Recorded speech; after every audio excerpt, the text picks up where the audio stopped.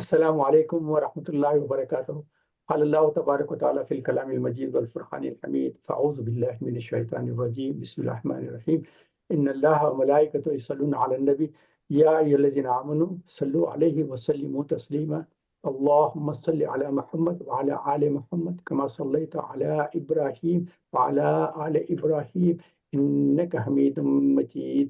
اللہم بارک علی محمد وعلى آل محمد كما باركت على إبراهيم وعلى آل إبراهيم إنك حميد مجيد۔ رب اشرح لي صدري ويسر لي أمري واحلل عقدة من لساني يفقهوا قولي رب زدني علما۔ الحمدللہ اللہ تعالیٰ کے فضل و کرم سے آج ہم جو ہے ابتدا کر رہے ہیں سورہ البینہ کی۔ یہ جو ہے سورہ نمبر ہے، یہ 98 ہے، اور اس کے جو ہے صرف 8 آیتیں ہیں اور 1 رکوع۔ اس کے تعلق سے ہم چونکہ پہلے 2 صورتیں جو کیے تھے وہ سورہ علق اور سورہ القدر تھا، تو اس میں سورہ علق میں تو وحی کی ابتدا ہوئی تھی، اور سورہ القدر میں اللہ تعالیٰ نے القرآن الکریم کے تعلق سے بتا دیا ہے کہ یہ کتاب نازل کی گئی ہے اور یہ رمضان میں نازل کی گئی۔ اس کے بہترین آپ کے جو تفصیلات آئے ہیں وہ سارے آپ کے سامنے ہیں۔ تو وہ اس کے بعد اب اس کے نزول جو ہوا ہے، پہلی وحی آئی ہے اور قرآن بھی آیا ہے، تو اس کے ساتھ ساتھ سب سے اہم بات یہ ہے کہ اس کی حضور اکرم صلی اللہ علیہ وسلم کی جو بعثت ہوئی ہے اس کے تعلق سے۔ تو آج کی جو صورت ہے اس میں یہ ڈسکشن ہو رہا ہے کہ حضور اکرم صلی اللہ علیہ وسلم کے آنے سے پہلے مشرکین اور اہل کتاب یہ دونوں منتظر تھے اور انتظار کر رہے تھے اور اللہ سے مانگ بھی رہے تھے کہ ہمارے لیے کوئی ایک ایسا پیغمبر بھیج دے اور ہدایت والا بھیج دے جو ہمارے لیے ہدایت کے راستے کھول دے گا، اور اب تک جو چھوٹے موٹے جو کوتاہیاں ہو گئے، غلطیاں ہو گئے، وہ معاف کر کے ہم کو جو ہے ہدایت کی صحیح راستہ دے۔ اس میں 2 فرقوں کا یہاں بیان کیا گیا ہے، مشرکین اور اہل کتاب۔ اچھا، مشرکین کے تعلق سے کیا ہوتا تھا، کیوں ایسا وہ لوگ ہوتے تھے مشرکین اور کفر کرنے والے؟ کیا ہے یہ؟ پہلے تو مشرکین جو ہے ابراہیم علیہ السلام اور اسماعیل السلام کے بعد مکے میں کوئی پیغمبر نہیں آیا۔ آپ دیکھیں تو بنی اسرائیل میں 1,24,000 انبیاء ہیں، اور ان کے پاس مسلسل ایک نبی جاتے دوسرا نبی آ جاتا تھا، مگر یہ جو مکے کے لوگ تھے، مشرکین تھے، ان کے پاس جو ہے اسماعیل علیہ السلام، ابراہیم علیہ السلام، اسماعیل السلام کے بعد مشرکین کے پاس کوئی نبی کی بعثت نہیں ہوئی، اور ان کے پاس اتنا بڑا گیپ ہو گیا۔ تو وہ انتظار میں تھے کہ ہمارے پاس بھی کوئی نبی آ جائے، کیونکہ ان کے پاس اگر کوئی پرابلم ہوتا تو وہ جو ہے مدینہ جا کے اہل کتاب سے مشورہ کرتے تھے کہ آپ کی کتابوں کے لحاظ سے کیا بتایا جاتا ہے۔ اس کی ایک آپ کو اگزامپل بھی دے دیتا ہوں کہ جب حضور اکرم صلی اللہ علیہ وسلم کی نبوت کا دعویٰ ہوا تھا تو یہ دیکھیے کہ وہ پوچھ رہے تھے کہ کیسا ان کو کیسا اس کی تصدیق کرنا چاہیے۔ تو یہ مکہ گئے، تو جب وہاں کے جو یہودی تھے ان سے پوچھے کرے تو بنی اسرائیل والوں نے کہا کہ دیکھو 3 سوال کرو، 3 سوال کریں گے تو پھر وہ اس کا نتیجہ نکلے گا۔ پہلے تو یہ اصحاب کہف کون تھے، ذوالقرنین کے تعلق سے، اور جو ہے اور تیسری چیز تھی روح کی طاقت۔ تو یہ مشرکین جو ہے کہتے تھے کہ ہمارے پاس تو کوئی ہدایت دینے والا نہیں ہے، ہم کو کوئی ضروریت رہتے تو ہم کو جا کے وہاں سے پوچھنا پڑتا، تو ہم چاہتے ہیں کہ ہمارے پاس بھی کوئی ایسا نبی آ جائے جو ہم کو جب ضرورت ہوں گے تو ہمارے کو تفصیل بتایا جائے۔ تو یہ مشرکین کا تھا۔ اور اہل کتاب کا کیا تھا؟ اہل کتاب میں جو ہے تفرقہ میں پڑے ہوئے تھے، اس کے بعد ان کے کتابوں کے لحاظ سے پتا تھا کہ ان کو آخری نبی آنے والا ہے، اور کہاں آنے والا ہے وہ بھی پتا تھا کہ یثرب، جو اس زمانے میں مدینے کا نام تھا، کہتے تھے کہ یثرب، اور جو کھجوروں کے درختوں کا علاقہ ہے نا، وہاں ایک آخری نبی آنے والا ہے اور اس کے پاس ساری ہدایت رہے گی۔ اور وہ تو اسی لیے وہ منتقل ہوئے، بیت المقدس چھوڑ کے مدینہ کیوں آئے، یثرب کیوں آئے؟ کہ وہ کہتے تھے کہ آخری نبی جب آنے والا ہے تو آخری نبی تو ہمارے پاس ہی آئے گا نا بنی اسرائیل میں۔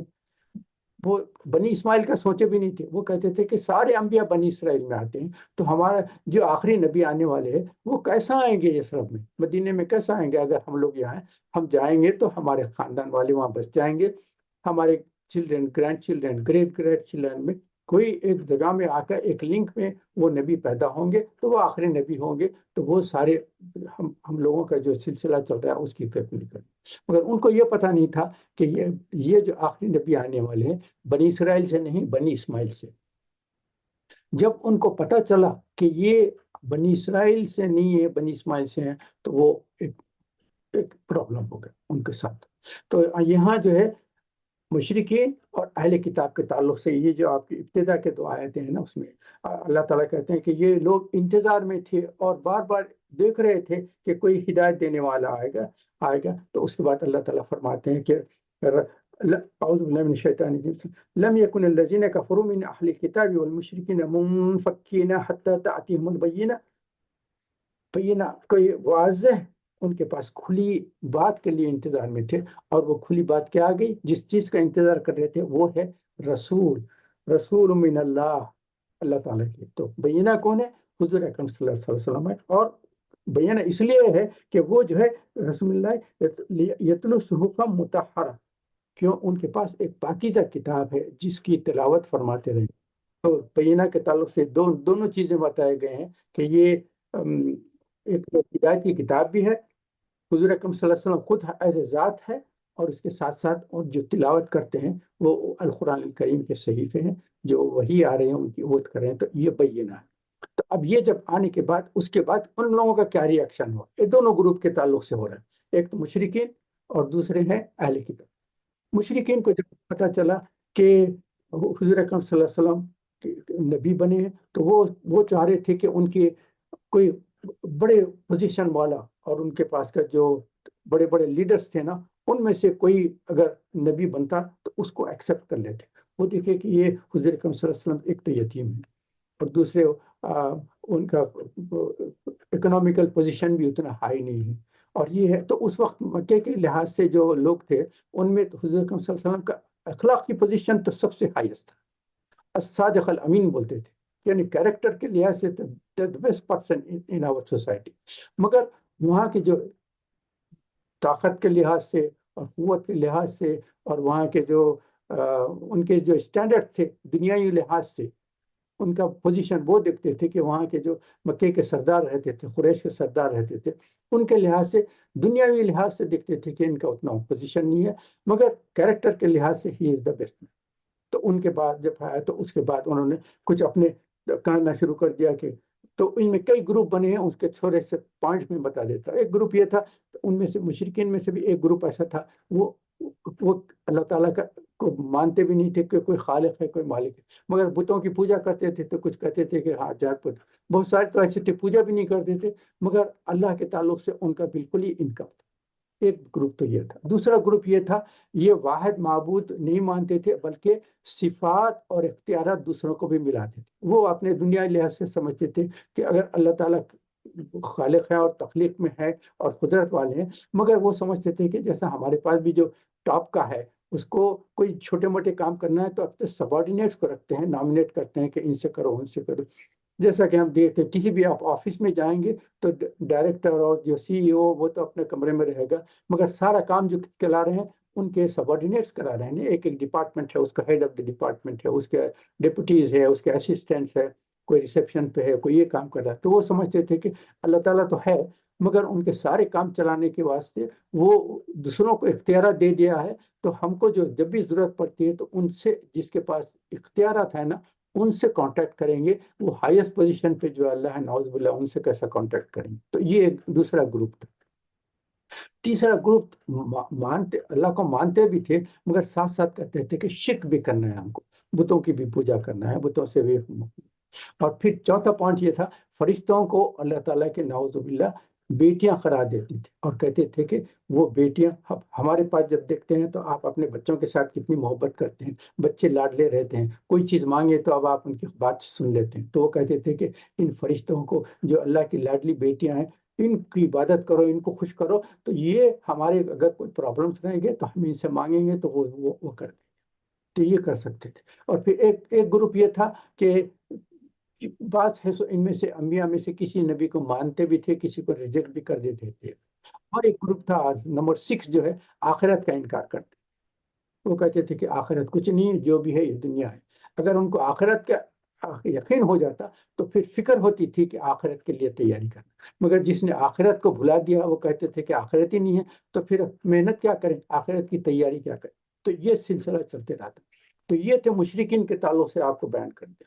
اب چلیے اہل کتاب کے تعلق سے غور و فکر کریں. اہل کتاب کے تعلق سے انہوں نے کہا کہ وہ بھی انتظار میں تھے کہ حضور اکرم صلی اللہ علیہ وسلم کو آخری نبی آنے والا ہے، وہ جب آئے گا تو ہمارے کو. اور پھر دوسری کیا چیز تھی، یہ آ کر اوس اور خزرج جو بڑے بڑے گروپس تھے یثرب کے یعنی مدینے کے، ان لوگوں کے ساتھ آ کے جوائن کرے تھے. تو یہ امیگرینٹ تھے اور اوس اور خزرج وہاں کے لوکل لوگ تھے جس کا ڈومینیشن تھا.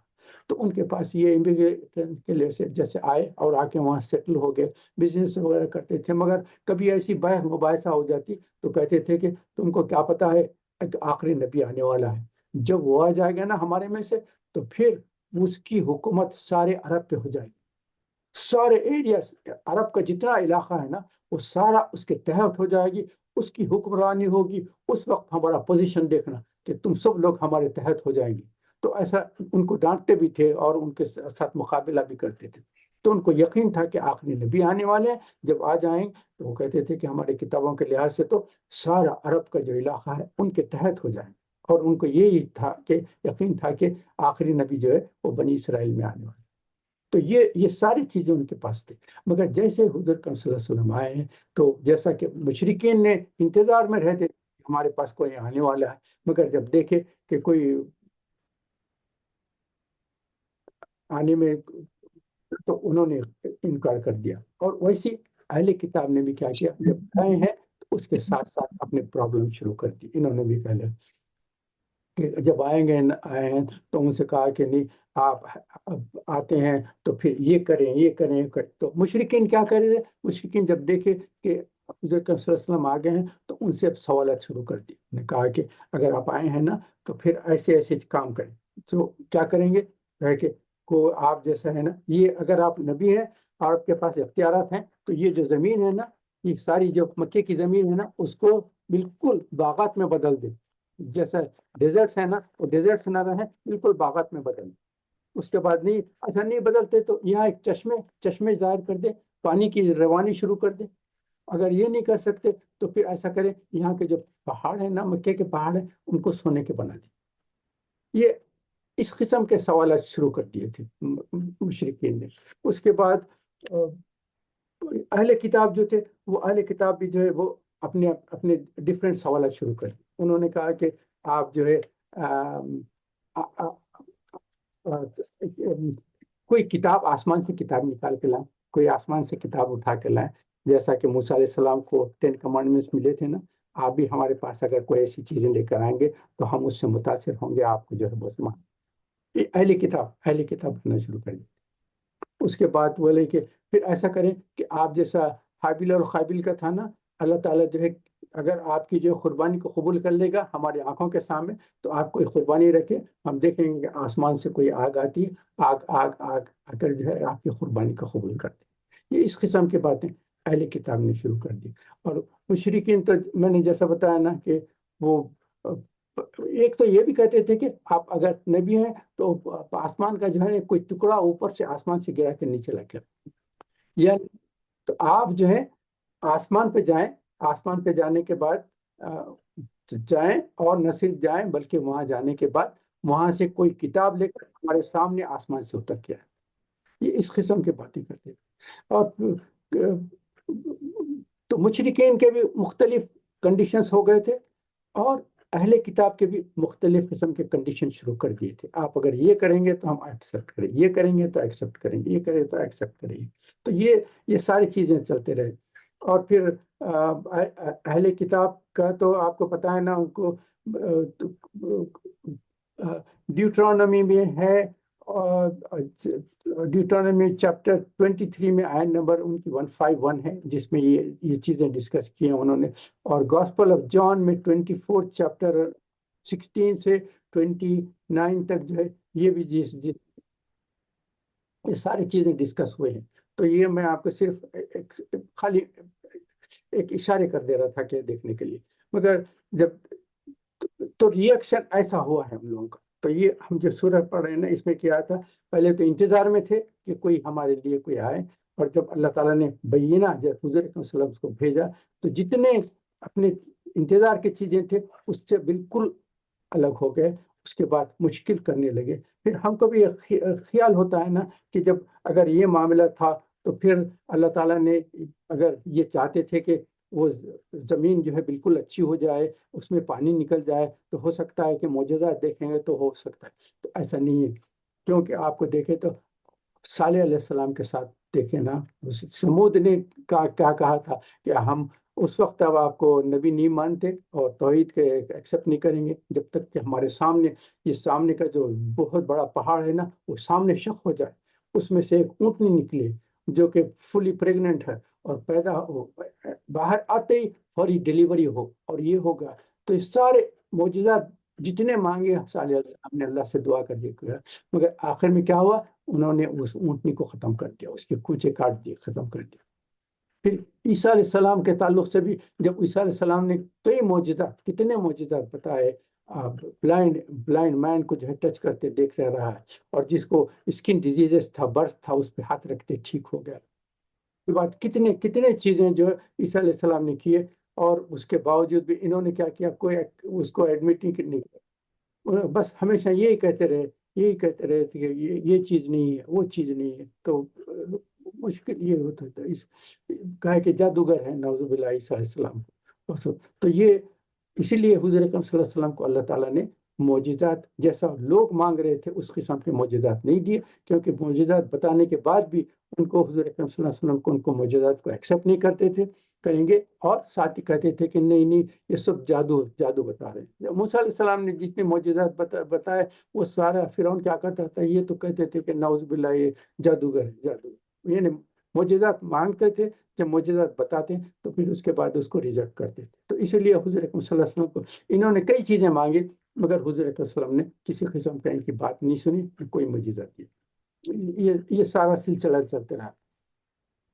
اور اس کے بعد کیا ہوا، اللہ تعالیٰ بتائیں کہ اس کے بعد ان لوگوں میں تفریقہ شروع ہو گیا. تفریقہ ہو کے کیا ہوا، اب گروپ بن گئے اور حضور اکرم صلی اللہ علیہ وسلم کا انکار کرنا شروع. بنی اسرائیل کا تو آپ کو پتا ہے نا، موسیٰ علیہ السلام کو کتنا تکلیف پہنچا ہے، کتنا ستائے ہیں، کتنا سلائے. آپ یہ کہتے سورۃ الاحزاب کے آخری میں جو ہے نا، اس میں ہے لوگ اللہ تعالیٰ نے فرمایا کہ موسیٰ علیہ السلام کو انہوں نے بہت تکلیف پہنچائی، بہت ستایا. بہت. آپ کو صرف اتنا بتا دیتا ہوں، ان کی حالت یہ ہے، فرعون کے پاس سے نکلے ہیں، سامنے دیکھے غرقاب ہو گیا، اس کے بعد نکلے ہیں، تھوڑی دور گئے ہیں، جانے کے بعد دیکھے تو ایک بچڑے کچھ خام کر رہی تھی. تو دیکھتے کہا کہ نہیں، یہ آپ ہمارے لیے کوئی ایک ایسا معبود بنا دے جیسا یہ جو لوگ پوجا کر رہے ہیں نا، بدھ کی پوجا کر رہے ہیں، وہ کر دیں. اس کے بعد موسیٰ علیہ السلام جا کے جب سیٹل ہوئے تو اس کے بعد بچڑے کی پوجا کرنا شروع کر دی. اس کے بعد ایسے کئی واقعات ہیں، بھوک پیاس سے پریشان تھے، بھوک لگ رہی ہے تو اللہ تعالیٰ سے مانگو تو اللہ تعالیٰ نے من و سلوہ نازل کرتے. اس کے بعد راستے سے جاتے کمی ہے، شدید پانی نظر نہیں آیا، کہا کہ ہم کو پیاس لگ رہی ہے، آپ اللہ تعالیٰ سے تو حضور کے وسلم نے کہا اچھا اللہ تو وہی ہو گئی کہ آپ عصا سے ماریں گے تو چٹان میں سے پانی نکلے.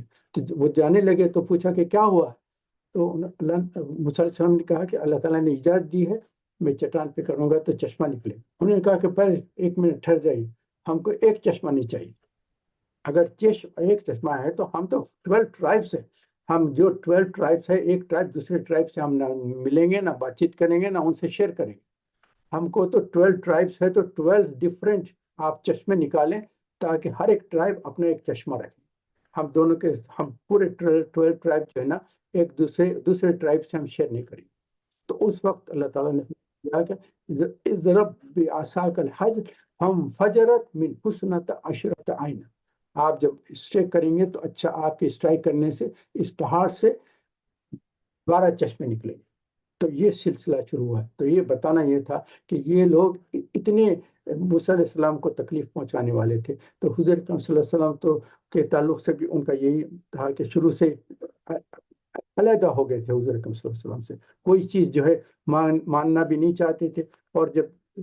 اور پھر اللہ تعالیٰ نے جو بنی اسرائیل کے جو کتابوں میں اشارے بتا دیے گئے تھے، حضور اکرم صلی اللہ علیہ وسلم کے سارے تفصیلات تھے ان کے پاس، ان کی کتابوں میں لکھا ہوا تھا. تورات جو ان کے پاس تھی ایسے ہمارے پاس جیسے کتاب رہتی ایسے نہیں تھی، بڑے پیپرز تھے جس کو 2 اینڈز پہ رول کرتے تھے. اس کے بعد اور بنی اسرائیل کے جو تھے ان کے جو ربائز تھے، جو احبار جو رہتے تھے نا، ان لوگوں کو اجازت تھی، وہ پڑھتے تھے اور مسئلے سمجھاتے تھے. عام بنی اسرائیل کے لوگوں کو نہ تورات پڑھنے کی اجازت تھی، نہ وہ جان سکتے تھے، نہ وہ احکامات. بس جو بھی پرابلم ہوتا اپنے لیڈر سے، جو ان کے اسکالرس تھے، بس ان کے پاس جانا، پوچھنا، اور وہ اس کا حل بتاتے تھے. کوئی پرابلم ہوتا اور کوئی مقدمہ ہوتا تو بولتے تھے تورات کے لحاظ سے فیصلہ کریں. تو وہ تورات کے لحاظ سے فیصلہ کرنے کے لیے وہ کھولتے تھے اور پڑھتے تھے اور کہتے تھے کہ اس کا فیصلہ ایسا ہے. اس کے بعد ان کی حالت یہ تھی کہ 2 گروپ آ گئے، اور 2 میں سے کوئی پہلے سے کانٹیکٹ کر کے کہتا کہ دیکھیں یہ میرا پرابلم ہے، اور دیکھیں کہ اگر تورات اس کے خلاف کرتی ہے تو آپ تھوڑے سے چینجز کر دیں، یہ اب ہمارے پاس یہ گولڈ ہے، یہ پیسہ ہے، یہ ہمارے فیور میں کر دیں. تو وہ جا کر کھول کے دیکھتے تھے کہ جو پیسہ دینے والا ہے اس کے تو خلاف ہو رہا ہے. تو جہاں وہ پیسہ دینے والے کے خلاف تھا اس احکام کو مٹا دیتے تھے، کٹ کر دیتے تھے، اور اس کے فیور میں جو ہوتا تھا وہ لکھ دیتے. لکھ کے کہتے تھے کہ ہاں تورات میں تو ایسے بتایا گیا. تو اس لیے تو اللہ تعالیٰ فرماتا ہے لا تشتروا بآیاتہ ثمنا قلیلا. قرآن میں بتا دیا کہ تم ہمارے آیات کو جو تورات میں بیان کیے گئے تھے چند پیسوں کے لیے ان کو مت بیچو، بیچنا شروع کر دیا. تو یہ اللہ تعالیٰ نے بتا دیا ہے کہ ان لوگوں نے تحریفات کی ہیں، اتنے تحریف کیے ہیں کتابوں میں، تو اصل کتاب ختم ہو گئی. تو اللہ تعالیٰ نے کہا کہ اب ہم ایک ایسے رسول کو بھیج رہے ہیں جو یتلو صحف مطہرہ فیہا کتب قیم، بہترین کتاب بیٹھ کے دیکھ رہے ہیں. اب اس میں جو ہے پہلے کتابوں کے تعلق سے اللہ تعالیٰ نے کوئی ذمہ داری نہیں لی تھی کہ اس میں کوئی تحریف نہیں ہوں گے، تو اسی لیے تحریفات ہوتے ہیں. لیکن القرآن الکریم کے تعلق سے چونکہ یہ آخری کتاب ہے، آخری ہدایت ہے، اس میں اللہ تعالیٰ نے خود اپنی ذمہ داری لے لی کہ نحن نزلنا وإنا لہ لحافظون، ہم نے اس کتاب کو بھیجی ہے اور اس کی حفاظت ہمارے ذمہ. تو اللہ تعالیٰ نے قرآن کی ذمہ داری اپنے اوپر لے لی، تو اس میں کوئی تحریف نہیں ہو سکتی. لوگ کافی کوشش کرے ہیں اس کو تحریفات کرنے کی، مگر کیونکہ ایسٹ انڈیا کمپنی کے بعد جو انگریز ہندوستان میں حکومت کرنا شروع کر دیے تھے، جب اس کے بعد کچھ مسلمانوں کی طرف سے آخری زمانے میں جب ریولیوشن کا جب شروع ہوا تو انہوں نے کہا کہ یہ مسلمانوں کے اوپر کیسے کنٹرول کریں. وہ کہے کہ یہ جو ہے ایک کتاب کو مانتے ہیں القرآن الکریم، بس اس میں جو حکم آیا اس کو فالو کریں. تو انہوں نے کہا کہ اچھا ایسا کریں، جتنے قرآن ہے پورے ہم سارے کتب سے، جہاں سے لائبریریز ہے، بک شاپس ہیں، سارے سے خریدیں گے، سب کو جلا دیں گے. سارے بکس ختم ہو جائیں گے تو ان کے پاس قصہ ختم ہو جائے گا. جب کوئی بک ہی نہیں ہے تو کہاں سے ریفر کریں گے. تو یہ حکم دے کر اس وقت کے جو انگریز تھے انہوں نے کہا کہ، تو سب آرڈینری جو تھے انہوں سے کہا کہ تم جتنے ہیں جا کے قرآن خریدو اور لا کے جلا دو. تو وہ آدمی مسکرانے لگا. انہوں نے کہا کہ تم مسکرا رہے کیوں؟ انہوں نے کہا 1 منٹ چلیے میرے ساتھ. تو لے کر وہ آدمی کو گیا، جا کے ایک مسجد میں گیا، مسجد میں جا کے بٹھایا، بیٹھ کے دیکھیے کیا ہو رہا ہے. دیکھے تو کیا بچے قرآن حفظ کر رہے ہیں. انہوں نے کہا کہ آپ سارے کتابوں کو آپ جمع کر لیں گے، کتب خانوں سے بھی لیں گے، لائبریری سے بھی لے کے سارے جلا دیں گے، تو یہاں جو قرآن حفظ کر رہے ہیں نا یہ ان کے سینوں میں، آپ کتنے بھی جلا دیں گے تو اس کے بعد پھر نئے طریقے سے پھر ریپرنٹ شروع ہو جائے گی. تو پھر انہوں نے کہا کہ پھر تو یہ تو ہم کچھ نہیں کر سکتے. تو یہ آخری کتاب ہے، اس کی اللہ تعالیٰ نے حفاظت لے لی ہے. اس کو اگر کتابیں لے کر اس میں آپریشن بھی کریں گے، وہ کریں گے، جو بھی کریں گے نا، تو اللہ تعالیٰ حفاظت کریں گے اور ان کو اس کی احتیاط سے ساری چیزیں ہو جائیں گی. تو یہ آخری کتاب تھی، اس کی حفاظت اللہ تعالیٰ نے لے لی. تو وما تفرق الذین اوتوا الکتاب الا من بعد ما جاءتهم البینہ. اور اللہ تعالیٰ سارے جتنے بھی ہدایت کی کتابیں بھیجے ہیں اس میں بہت کامن چیز کیا تھی، توحید تھی، رسالت تھی اور آخرت. یہ 3 امپورٹنٹ چیز ہے جو ہر کتاب میں بھیجی گئے، اور القرآن کریم میں بھی یہ 3 چیزوں پہ بہت زیادہ ہے. تو توحید تو ہے سب سے پہلے اللہ کے، اس کے بعد सलात और ज़कात, ये इबादतों में दो चीज़ों की बहुत इंपॉर्टेंस थी। हर किताब में सलात के ताल्लुक से भी बता दिया गया था और ज़कात के ताल्लुक से भी, ये सारी चीज़ें बना दिए गए थे। मगर उसके बावजूद क्या, सलात को क्या करा इन्होंने, सलात को बिल्कुल चेंज कर दिया, जैसा दिल चाहा वैसा कर दिया। और पुरानी किताबों में जैसा बताया गया था कैसा नमाज पढ़ना चाहिए, कैसा करना है, वो सारे चेंजेस कर दिए उन्होंने। इबादत को जैसा अपने दिल में आया, इबादत को बदलते बदलते चले गए। सलात के जो है क्या, आ, सलात जो बताई गई थी, सलात बिल्कुल खत्म कर दी। यहूदियों में क्या होगा, बनी इसराइल में क्या था, जैसा सलात का था वहाँ भी सजदा था, रुकू था, क़ियाम था, सारा सब खत्म कर दिया गया। उनके पास क्या था, आप उनके सिनेगॉग में जाते थे तो उनके जो वो स्कॉलर्स थे वो अपना रोल निकाल कर तौरात को उनके सामने पढ़ देते थे, और उसके बाद कहते थे कि सलात क्या है, तो कहते थे कि बस हिलना शुरू कर दो, बस ये तौरात को पढ़ते जाओ और हिलते जाओ। तो उनके पास की सलात बिल्कुल रुकू सजदा क़ियाम जितना था, इस सारी चीजें खत्म करके बस हिलने को उन्होंने सलात, तो सलात चेंज हो गई उनके पास।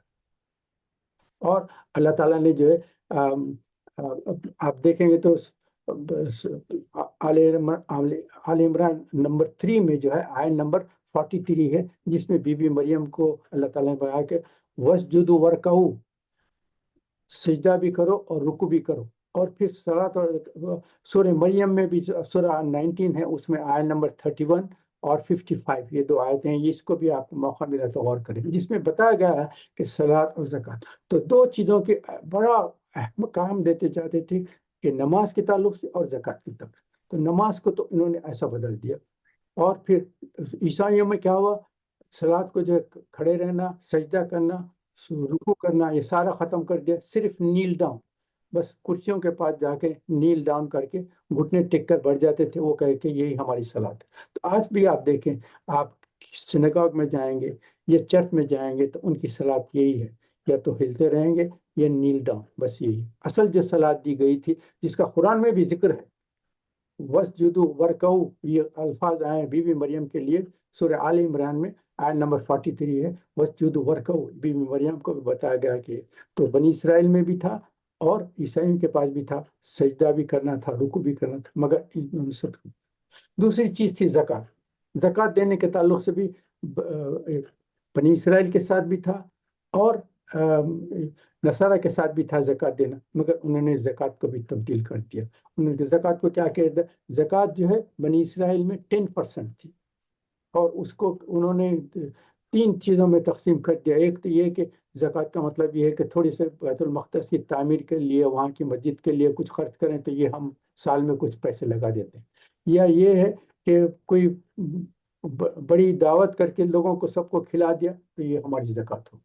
और कुछ पैसे अगर देते थे, 10% अगर देते थे, तो बनी लावी जो है, हारून अलैहिस्सलाम की जो जो उनकी खानदान के लोग थे उनको देते थे। और जो वहाँ के स्कॉलर्स बनते थे वो कहते थे ज़कात स्कॉलर्स को देना चाहिए, तो स्कॉलर्स लेकर रख लेते थे, वो कहते थे कि हम खर्च करेंगे।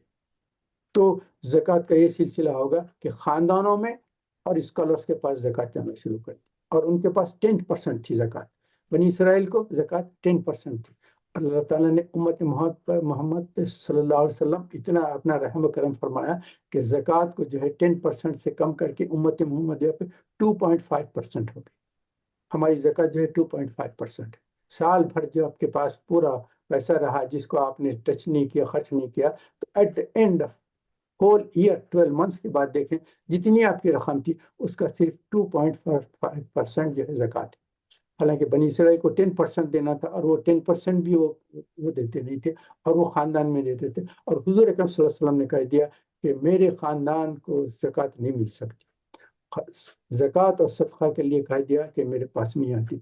आपको पता है ना, सलमान फारसी रज़ी अल्लाह ताला अन्हु, जो उन्होंने इस्लाम कबूल किया, कितनी तकालीफ से कितनी मुसीबतों से आए, तो जब आखिरी जो वो वैसे तो वो फारस के थे, ईरान के थे, वो उनके वालिद का जो आतिश कदे का जो था, उसका जो इंचार्ज थे, वो जलाते थे, वो करता था, और जिसको मगर उनके बेटे थे, उन्होंने उस आतिश कदी का और वो जो फारसी जो था उसको छोड़कर इस्लाम के हिदायत के लिए तलाश में निकले। तो उस वक्त ईसाई मज़हब था, उसके जो स्कॉलर्स थे उनके पास गए हैं, تو ان کی بھی کبھی آپ سیرت دیکھیں گے تو اس کے تفصیلات ہیں، مگر کافی ٹائم لگے گا، تو میں صرف مینشن کر دے رہا ہوں کہ جو آخری آدمی تھا اس نے کہا کہ تم کو اتنی تشنگی ہے، اس وقت کچھ نہیں ہے، مگر ہماری کتابوں کے لحاظ سے آخری نبی آنے والے ہیں، اگر تمہاری قسمت میں ہو تو ان سے ملاقات ہو جائے گی۔ انہوں نے کہا کہ آخری نبی آئے تو میں پہچانوں گا کیسا، کیونکہ کوئی بھی کہہ سکتا ہے کہ میں آخری۔ انہوں نے کہا کہ دیکھو، تو آخری نبی ایک تو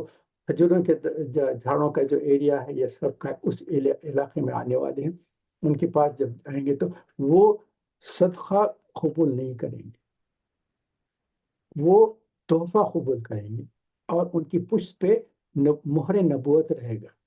تو جب سلمان فارسی گئے ہیں تو اس کے بعد تو ان کو جو ہے ایک یہودی نے ان کو غلام کی حیثیت سے لوگوں نے پکڑ کر بیچ دیا تھا، تو یہودی کے پاس ان کو خریدا تھا اس نے، تو اس کے پاس خدمت کرتے تھے، تو اتفاق سے وہ کھجوروں کے جھاڑ پہ چڑھ کے کھجور توڑ رہے تھے، اتنے میں جن کا ان کے مالک کا ایک دوست تھا، اس کا بھائی تھا، ملنے آیا، نیچے باغ میں بیٹھ کے بات کر رہے ہیں، تو اس نے کہا کہ کیا ہے؟ تو اس نے کہا کہ جو ہے مکے سے آ گئے ہیں اور ایک شخص آیا ہے جس نے نبوت کا دعویٰ کیا۔ تو انہوں نے کہا کہ پھر کیا چیز ہے؟ انہوں نے کہا کہ جتنے تورات میں بتائے جاتے ہیں باتیں وہ 100% اس میں فکس کرتے ہیں۔ تو پھر اس نے کہا کہ پھر ہم کیا کریں گے؟ اس نے کہا کہ ہم تو ایکسیپٹ نہیں کریں گے، کیونکہ وہ بنی اسرائیل سے نہیں، وہ بنی اسماعیل سے ہے، تو ہم بنی اسماعیل کے کسی نبی کو ہم ایکسیپٹ نہیں کریں گے۔ یہ باتیں سن کے سلمان فارسی فوری جو کھجوریں توڑ رہے تھے نیچے اتر کے آ گئے۔ ان کو ایک دم خیال آیا کہ اس نے، ان کا جو لاسٹ اسکالر تھا اس نے بتایا تھا کہ آخری نبی آنے، انہوں نے کہا کہ کس شخص نے دعویٰ کیا ہے، کون ہے؟ تو اس کا مالک بھی غصے میں آ گیا، تمہارے کوئی اس سے کوئی تعلق نہیں، چلو کام اپنا کرو، چلے جاؤ۔ اس کے بعد خاموش ہو گیا۔ اس کے بعد ان کو 1 ویک جو ہے تھوڑا فری ٹائم ملتا تھا، 1 ہفتہ پورا کام کرتے تھے، تو ان کو کچھ ان کی مزدوری کے پیسے بھی دیتے تھے اور تھوڑا سا بریک دیتے تھے کہ تم باہر جا کے کچھ کام کاج کر سکتے۔ تو انہوں نے اپنے بریک میں کیا کیا، تھوڑے جو ان کو تو جو ان کے جو مزدوری کے جو کھجور ملے تھے وہ کھجور جمع کر کے پوچھتے پوچھتے تفصیلات کرتے، حضور اکرم صلی اللہ علیہ وسلم کہاں ہے، آخری جو نبوت کا دعویٰ کرے ہیں کون ہے، کیا ہے۔ تو وہاں جانے کے بعد لوگوں سے پوچھے تو لوگوں نے کہا کہ وہ جو جگہ ہے نا وہاں بیٹھے ہوئے۔ وہاں جب جائے ہیں تو دیکھتے چہرہ نوردار چہرہ تھا، دیکھتے کہے کہ یہ تو میری آنکھوں سے تو محسوس ہو رہا ہے کہ یہ تو صحیح نبی ہے، مگر میرے استاد نے جب دعا تھا میں ٹیسٹ کرنا چاہتا ہوں۔ جب گئے ہیں تو دیکھے تو کیا، تو انہوں نے سلام کیا، انہوں نے کہا کہ کون ہے آپ؟ تو اپنا انٹروڈیوس کرے، انہوں نے کہا کہ اچھا کیا ہے؟ تو انہوں نے کہا کہ میں کچھ لے کر آیا ہوں۔ تو انہوں نے کہا کیا چیز ہے؟ انہوں نے کہا ہے صدقہ ہے۔ تو حضرت صلی اللہ علیہ وسلم نے کہا کہ صدقہ ہم نہیں لیتے، یہ غریبوں میں تقسیم کر دو۔ اس کے بعد انہوں نے دیکھا کہ ایک پوائنٹ تو ایکسیپٹ ہو گیا کہ صدقہ نہیں لیتے، اس کے بعد دوسرا تھا کہ تحفہ قبول کرتے ہیں۔ تو پھر جب بریک کیا تو پھر کئی 1-2 ویک کے بعد جب بریک ملا تو پھر کھجوریں لے کر آئے۔ پھر جب آئے تو کہا کہ یہ کیا ہے؟ انہوں نے کہا کہ یہ تحفہ ہے۔ تو حضور نے کہا کہ ہاں تحفہ میں قبول کرتا ہوں، صدقہ قبول نہیں کرتا۔ تحفہ لے کر کھجور بھی کھائے، دوسروں کو بھی کھائے۔ انہوں نے کہا کہ 2 چیز تو مل گئے۔ اس کے بعد انہوں نے حضور صلی اللہ علیہ وسلم سے کہا کہ میں آپ کے تعلق سے، میں اسلام کے تعلق سے بہت فکر مند تھا، میں اسکالر سے پاس گیا تو ایک اسکالر نے جو 3 پوائنٹ بتائے تھے تو اس کے تعلق سے انہوں نے کہا کہ تیسری پوائنٹ کیا؟ انہوں نے کہا کہ نبی کے پشت پہ ایک مہر نبوت ہوگا۔ تو حضور صلی اللہ علیہ وسلم نے کہا کہ اچھا آؤ، پیچھے میرا کپڑا اٹھا کے بتا دیا۔ تو دیکھا ہے انہوں نے، دیکھا اس کا کس پہ ہے، اس کے بعد فوری اسلام لائے۔ تو اس طریقے سے سلمان فارسی رضی اللہ تعالیٰ نے اسلام قبول کیا۔ تو میں بتانا یہ چاہ رہا تھا کہ ہمارے پاس زکوٰۃ کو جو لینے کا حضور نے منع کر دیا کہ زکوٰۃ کی کوئی ضرورت نہیں، ہم نہیں لیں گے، زکوٰۃ نہیں لیں گے، میری امت کو، میرے خاندان کو کوئی زکوٰۃ کی ضرورت نہیں رہے گی۔ یہ چیز آپ کے سامنے بیان کرنا چاہتا ہوں۔ اس کے بعد یہ تفرقہ ہوگا، اور پہلی کتابوں میں بھی صلاۃ اور زکوٰۃ کے تعلق سے تھا، تو صلاۃ کو بھی انہوں نے تبدیل کر دیا، زکوٰۃ کو بھی تبدیل کر دیا۔ تو ہمارے لیے اللہ تعالیٰ نے جو آخری کتاب بھیجی ہے اس میں صلاۃ کی بھی تفصیل آ گئی ہے، زکوٰۃ کی بھی تفصیل آ گئی، صلاۃ کی اہمیت آئی ہے، جس کو حضور صلی اللہ علیہ وسلم نے احادیث کے ذریعے سے پوری صلاۃ سمجھائی، کیونکہ صلاۃ کا تو صرف حکم آیا ہے، قامت الصلاۃ و ایتاء الزکوٰۃ، اس میں صرف صلاۃ اور زکوٰۃ کے لیے احکام آئے ہیں، مگر کیسا پڑھنا اور زکوٰۃ کیسا دینا اس کے تفصیلات آپ کو احادیث سے ملیں گے۔ قرآن میں تو صرف مینشن کر دیا گیا، تو اس لیے صلاۃ اور زکوٰۃ کے تعلق سے ہم کو غور و فکر کرنا ہے کہ یہ 2 چیزیں تھے جس کے تعلق سے پچھلے لوگوں کو بھی اہل کتاب کو بھی بیان کیا گیا تھا اس پہ قائم رہو، تمہاری جو ہے اصل دین کا جو ہے وہ اہم چیز یہ ہے صلاۃ اور زکوٰۃ، اس کے اوپر قائم رہو۔ مگر انہوں نے اس میں تبدیلیات کر دیے، مگر ہماری آخری جو نبوت آئی ہے اور آخری رسالت آئی ہے، اور اس کے ساتھ ساتھ جو ہے جو اللہ تعالیٰ نے ہم کو توفیق دی ہے، تو اس لحاظ سے ہم کو دونوں کی چیزوں پہ قائم رہنا ہے، اور حدیث میں اس کی تفصیلات آ گئی ہیں تو پڑھتے رہتے ہیں۔ تو صلاۃ اور زکوٰۃ پہ قائم رہیں۔ اس کے بعد یہ دونوں نے انکار کر دیا، تو اب آخری آیتوں میں ان کے تعلق سے بتا دیا گیا ہے کہ یہ آپ جو انکار کر دیے ہیں نا، اس کے تعلق سے کیا ہوگا، تم لوگوں نے جو انکار کیا ان کا کیا انجام ہوگا، اور جو لوگ ایمان لائے اور ایمان پہ قائم رہے اور نیک کام کرتے رہے ان کا کیا نتیجہ ملے گا۔ یہ دونوں چیزوں کے تفصیلات میں بتا دیے ہیں۔ اور آخرت میں کیا ہے، ایک آیت ہے نمبر 6 جس میں نافرمانوں کو کہا دیا گیا ہے کہ نافرمانوں کو، وہ چاہے مشرک ہو یا اہل کتاب ہو، تمہاری نافرمانی، حسد اور ہٹ دھرمی کی وجہ سے ہمیشہ کے لیے تمہیں نار جہنم ملے گی، اللہم احفظنا۔ تو ان کو بتا دیا گیا ہے کہ تم جس نبی کا، جس رسول کا، جس بینہ کا انتظار کر رہے تھے، ہم نے بھیج دیا، بھیجنے کے بعد تم نے ایکسیپٹ نہیں کیا، ریجیکٹ کر دیا، تو اس کی وجہ سے تمہارے لیے اب جہنم ہے۔ اور یہ اس لیے بتا دیا گیا ہے کہ وما ان الذین کفروا من اہل الکتاب والمشرکین فی نار جہنم خالدین فیہا اولئک هم شر البریہ۔ یہ سب مخلوقات میں سب سے بدترین مخلوق ہے، اور ان کا انجام بھی جو ہے جہنم میں جانا۔ اس کے ساتھ ساتھ پھر اللہ تعالیٰ فوری سنت، اللہ تعالیٰ کی سنت یہ ہے، جب مشرکین نافرمانیوں اور عذاب کے تعلق سے بیان کرتے ہیں تو فوری مسلمانوں کو تسکین بھی دیتے ہیں، تشفی بھی دیتے ہیں کہ تم پریشان مت ہو، وہ تو نافرمانوں کے لیے ہے، ناشکروں کے لیے ہے اور ناقدروں کے لیے ہے، مگر تم لوگ جو ایمان پر ہے، اور اس میں بہت اہم چیز کیا ہے، ایمان اور عمل صالح دونوں چیزیں ہونا۔ ایمان خالی ایمان سے نہیں ہو سکتا، اور ایمان جو ایمان پر رہے گا نا، اس کا جیسا پھلدار، بہترین پھلدار درخت ہے، تو اس کے جو ہے پھل جیسے درخت لگے گا، اس کے بعد اس کے پھل اور پھول شروع ہو جاتے ہیں۔ تو ایمان اگر ہمارے دل میں ترایت کر لیا تو اس کا یقیناً عمل صالح ہونا ضرور ہے۔ ان الذین آمنوا وعملوا الصالحات اولئک هم خیر البریہ۔ یہ سب بہترین مخلوقات میں خیر البریہ سے بہترین خلقت ہے، یعنی یہ اس لیے کہا گیا ہے نا کہ فرشتوں سے بھی بڑھ کے انسانوں کا کیوں پروگرام ہے، پوزیشن کس لیے ہے کہ اللہ تعالیٰ نے فرما خیر البریہ۔ ویسے ہم سورۃ 3 میں بھی میں بتا دیا تھا کہ سب سے بہترین احسن جو بتایا اللہ تعالیٰ نے وہ انسانوں کے لیے کہا ہے، یہاں کا ہم خیر البریہ۔ جزاؤہم عند ربہم جنات عدن تجری من تحتہا الانہار خالدین فیہا ابدا۔ بہترین باغات میں رہیں گے، جنت کے کیا محلے رہیں گے، ہم کئی مرتبہ بیان کیے ہیں کہ نہ اس کو نہ کسی زبان نے بیان کیا، نہ کسی کان نے سنا ہے، نہ کسی دل میں اس کا خیال بھی آیا ہے، وہ کیسے محلات ہوں گے، جنت کی کیسے نعمتیں ہوں گے، اور کیسے کئی مرتبہ میں بیان بھی کہوں بہترین محلات رہیں گے۔ اور یہاں کیا ہے، تحت انہار خالدین، وہاں نہریں بہتے رہیں گے۔ تو اس کے لیے میں کہتا ہوں کہ جو ہے واٹر فالز ہوں گے، آپ کا بہترین محل رہے گا، ایک پہاڑ کی چوٹی پہ ایک بہترین شاندار محل ہوگا، اور آپ اپنے محل سے جب دیکھیں گے تو سامنے سے جیسا نیاگرا فال ہے وہ پانی گرتے رہتا ہے نا، ویسے آپ دیکھیں گے تو آپ کے سامنے آبشاریں بہتے رہیں گے، تو پانی کا گرنے کا بھی لطف آئے گا آپ کو۔ تحت الانہار خالدین فیہا ابدا۔ آخری بات جو بہت بہت اہم ہے، رضی اللہ عنہم ورضوا عنہ ذالک لمن خشی ربہ۔ اللہ تعالیٰ کتنی بڑی نعمت ہے۔ جنت میں جب جائیں گے نا، لوگوں سے پوچھیں گے، اللہ تعالیٰ پوچھیں گے کہ تم کو نعمتیں نہیں مل گئے، بولیں گے کیا اب چاہیے ہم کو، جو خیال کرنا ہے اور فوری وہ چیز حاضر ہو جاتی، کسی چیز کے کھانے کی صرف ذہن میں خیال ہے تو وہ سامنے موجود ہے، کسی چیز کو پینے کا خیال آئے گا وہ سامنے موجود ہے۔ اور نہریں ہیں، شہد کے نہریں ہیں، دودھ کی نہریں ہیں، پانی کی نہریں ہیں، اور شراب کی بھی نہریں ہیں، بہترین قسم کی نہریں، جو چاہے ملیں گے پائیں گے۔ اور جنت میں جانے کے بعد کوئی بیماری نہیں، بڑھاپا نہیں، کوئی تکلیف نہیں، کوئی پریشانی نہیں، موت نہیں ہے، نہ آپ جنت میں آپ کو نہ نماز پڑھنا ہے، نہ زکوٰۃ دینا ہے، نہ کوئی عبادت کرنا ہے، بہت سکون سے رہیں گے۔ اللہ تعالیٰ فرمائیں گے کہ تم سب خوش ہیں، تم سب اچھے ہیں، کوئی اور چیز چاہیے؟ انہوں نے کہا کہ نہیں، ہم کو اور کوئی چیز اللہ تعالیٰ فرمائیں گے تم کو اس جنت کی جو سارے نعمتیں ہیں نا اس سے بڑھ کر بھی کوئی چیز چاہیے؟ کہا اس سے بڑھ کر کیا ہو سکتا؟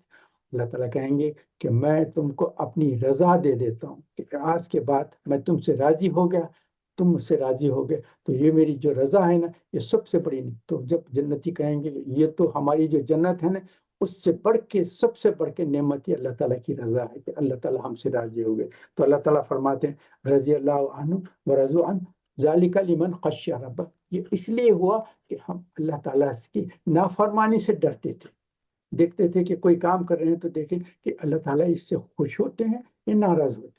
ہم کو پتہ چلا کہ اللہ تعالیٰ کو اس سے ناراضگی ہے اور ہم کو منع کیا گیا ہے، تو ہم اس ڈر سے اس چیز سے رک جاتے تھے۔ تو اللہ تعالیٰ فرماتے ہیں تم نے وہ ڈر کی وجہ سے اس نافرمانی سے ناشکری سے جو رک گئے ہیں، اس گناہ کا ارتکاب نہیں کیا، اس کی وجہ سے میں تم کو اپنی رضا دیتا ہوں، تم مجھ سے راضی ہیں، میں تم سے راضی ہوں۔ تو اتنی بڑی بات ہے۔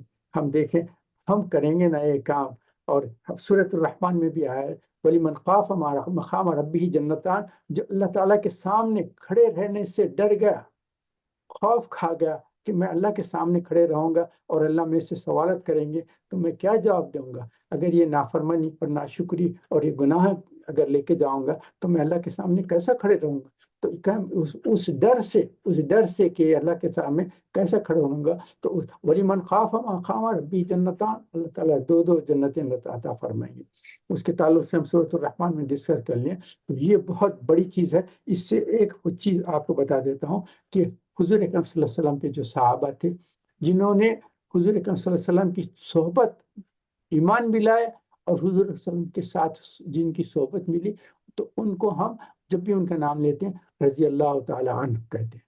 مگر یہاں ایک اللہ تعالیٰ نے ہم کو بھی اتنے زمانے کے بعد بھی ہم کو بھی ایک موقع دے رہے ہیں کہ اگر ہم بھی ایمان پر ہے عمل صالح کرتے رہیں گے اور اللہ تعالیٰ کی نافرمانی ناشکری اور گناہوں سے ڈرتے رہیں گے، تو اللہ تعالیٰ فرماتے ہیں کہ جو ذالک لمن خشی ربہ، جو اللہ کے سامنے کھڑے رہنے سے ڈر گیا نا، اس کو بھی اللہ تعالیٰ اس ٹائٹل کو عطا فرما رہے ہیں کہ جیسا صحابہ کے لیے رضی اللہ تعالی عنہ کہتے ہیں، تو ایسے مسلمان جو بعد میں بھی پیدا ہوں گے، جو ایمان اور عمل صالح پہ رہیں گے اور اللہ کے سامنے کھڑے رہنے سے ڈرتے رہیں گے، گناہ کے شرمندگی سے اور نافرمانی سے ناشکری سے اگر ڈرتے رہیں گے نا، تو پھر ان کو جو ہے اللہ تعالیٰ فرمائے تمہارے لیے بھی یہ ٹائٹل استعمال کر سکتے ہیں، تم کو بھی اس ٹائٹل میں آ سکتے ہیں۔ اگر کہ ان کا مقام تو بہت بلند ہے، اس مقام پہ تو ہم آ بھی نہیں سکتے، مگر اس مقام کے تعلق سے تو سوچے،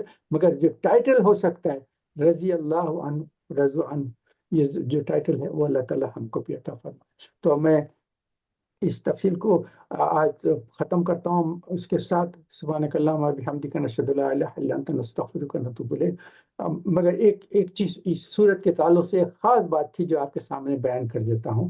یہ جو ہے حضرت ابی بن کعب رضی اللہ تعالیٰ عنہ، یہ مدینے کے انصار میں سے تھے، خزرج جو قبیلہ تھا اس کے تھے، اور یہ بیعت عقبہ جو ہوا تھا نا اس میں آ کر حضور اکرم صلی اللہ علیہ وسلم کے پاس ایمان لائے، اس وقت مکے میں آ کر ایمان لائے، اس کے بعد مدینہ چلے گئے تھے، مدینہ میں گئے، اور یہ اس وقت کے نالجیبل لوگوں میں تھے، ان کو جو ہے پڑھائی لکھائی میں بہت انٹرسٹ تھا، تو اس وقت کے جو اچھے اسکالرس ہو سکتے تھے، جو پڑھے لکھے ہوتے تھے، ان میں یہ تھے۔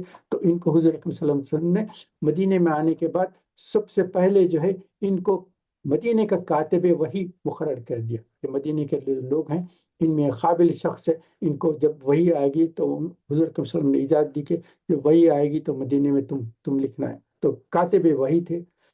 اور یہ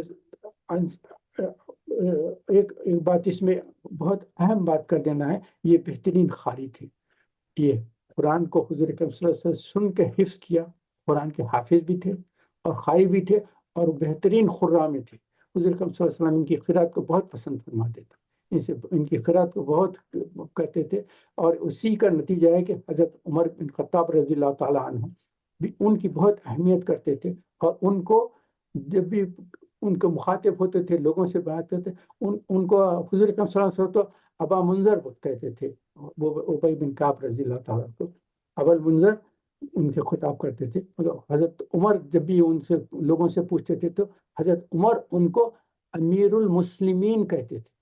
حضرت عمر تو امیر المومنین تھے، مگر حضرت عمر خود ان کو ابو منذر کو، ابی بن کعب کو امیر المسلمین کہتے تھے۔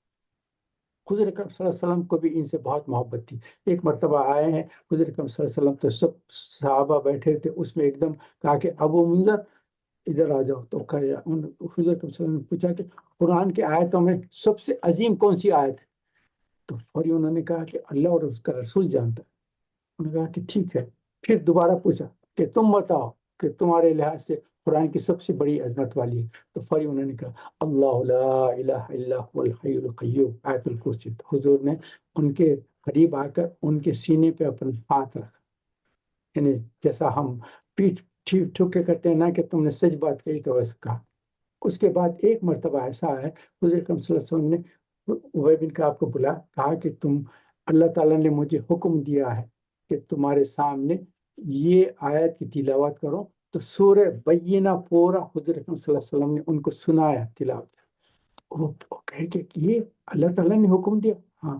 تو انہوں نے کہا کہ اللہ تعالیٰ نے کیا میرا نام لے کر کہا؟ کہ انہوں نے کہا کہ ہاں، اللہ تعالیٰ نے تمہارا نام لے کر کہا ہے کہ تمہارے سامنے سورہ بینہ میں پڑھ کر سنا، اور رونا شروع کر دی۔